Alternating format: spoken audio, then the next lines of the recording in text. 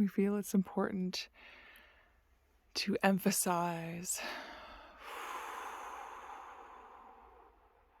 deep breaths and slowing down.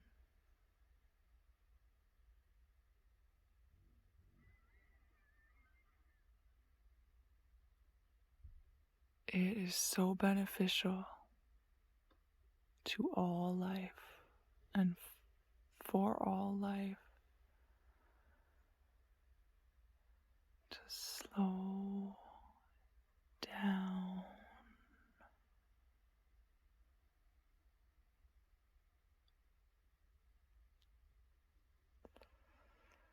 We walk slower, not necessarily in slow motion, but those of us who are speed walking everywhere, we slow down.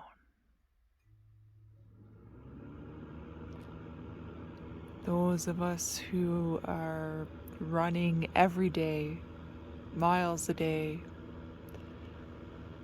balance it out with other exercise and other activities and slow down. This person speaking right now, they have learned the hard way in so many ways that they need to slow down. Through meditation, yoga, prayers, breathing techniques,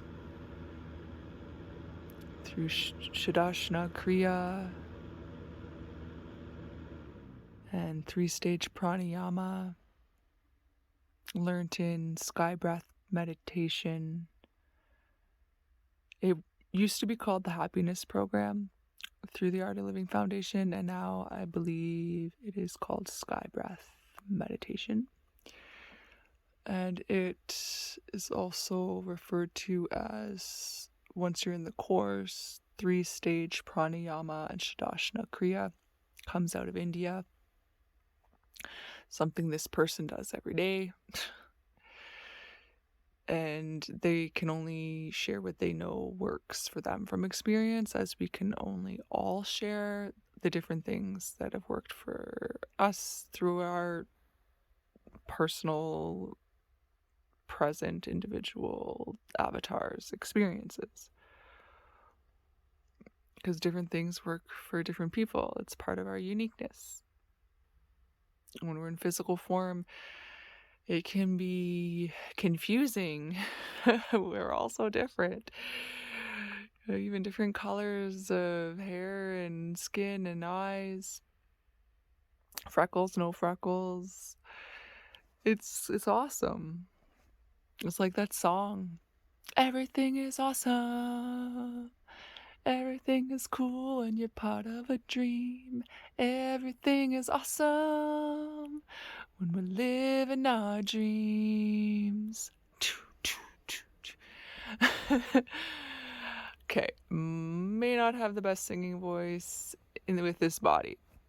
Whatever. They're living with it and they're happy. They don't need the best singing voice. That's not their main gig. We notice we are singing and dancing more when we slow down. So slowing down is essential, an essential part of reaching nirvana, or whatever this is. Whatever this wonderful, blissful state is. It's been called spiritual awakening and on and on and on, as you know. It goes by many names. We're just grateful that we're never alone. We're all on this journey together. We have our individual journeys in different physical forms, of course. The macro journey, though, the journey at large, is us returning to returning to where we were at before the Big Bang, to receiving all that we asked for and believed we would receive as a result of the Big Bang. We had no concept of physical time at that point in eternity. So that was a bump in the road we did not anticipate. Being in physical form, having this sense of time with the day and night and the hours in a day, and it really messes with the non-physical consciousness, but it's part of the balance, because when we're in physical form, we need that balance of physical and non-physical, so we don't lose track of time, because then we miss appointments and engagements that we said we'd be there for, and we could let some people down, for example. So we do track time, but we're doing less within the physical time we have while in these forms. We're doing less because we're slowing down, and less is more. The less we do, the more we have, the more joy, love, peace, tranquility, blissful living we have, the more we slow down. And absolutely 100%, no longer a slave to the money. Woo woo. We are free. We are completely free. Anyone who still doesn't like the idea of being completely happy, joyous, and free,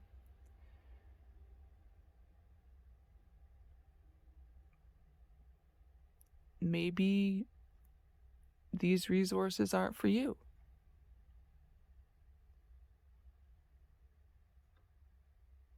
There are so many out there, infinite. There will be something that resonates with your heart, your consciousness. Perhaps you keep coming back here to see if a new resource is kind of intuitively nudge towards exploring. Read the comments below for other people's resources. And any intuitive nudge you get to explore. And ignore advertisements. Forget all advertisements and spam and phishing and all that nonsense. We want real people, and we have the knowledge and intelligence to recognize when it's a real person versus spam or phishing or a virus. Or we get to learn this stuff. We're wiser. We have become wiser through our experience. We learn from all experiences, and that creates more wisdom. When we're not learning from our experiences, we're repeating the same nonsense over and over again, expecting a different result. Again, the verdict is still out on if Albert Einstein quoted that. Copyright issues. I mean, really, we all share the same consciousness. So we're all sharing the same ideas. Why not share them freely while in form just as much as we do when out of form? That's our thinking. It's our connected group conscience thinking.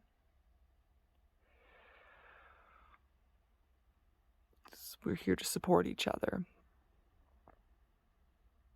So as more people allow others to freely use their words, their music, their art of every kind, as more people allow others to have free use of all treasures of our consciousness shared through literature and all forms of art and the history books and the research in finding more truths of history and recording those truths and sharing those truths, sharing what's truly helped us in our life, so others may benefit from similar things that could potentially help them. And when we're listening to intuition, we are intuitively guided, because we're all angels, we're all guardians of ourselves. We're intuitively guided what to tell people, what to inform people of, based on what we can see they need, because we have actively listened to them. We have consciously engaged in conversation when we are silent and listening and waiting our turn to speak and taking turns to speak without thinking about what we're going to say next, consciously 100% listening. We're out of the head and into the ears. Got 2 ears and 1 mouth. Use the ears twice as much. It's a friend that told me that. They probably heard it from who knows where, right? But it's all the same. It's all one and the same wherever we've heard it from, wherever we've heard, seen, or thought of anything from. It's all one and the same. It's all connected. That's why a lot of spiritual experiences, people who have had spiritual experiences will explain they just knew what the next best thing was to do. They'd never heard of it before, except poof, an aha moment, or it felt like someone or something was telling them in their mind's eye what comes next, what's the best next thing. And when they did it, they had an aha moment again, like, oh, this is how I can live my best life, when I'm listening to this still small voice, gut feeling in the chest, intuition.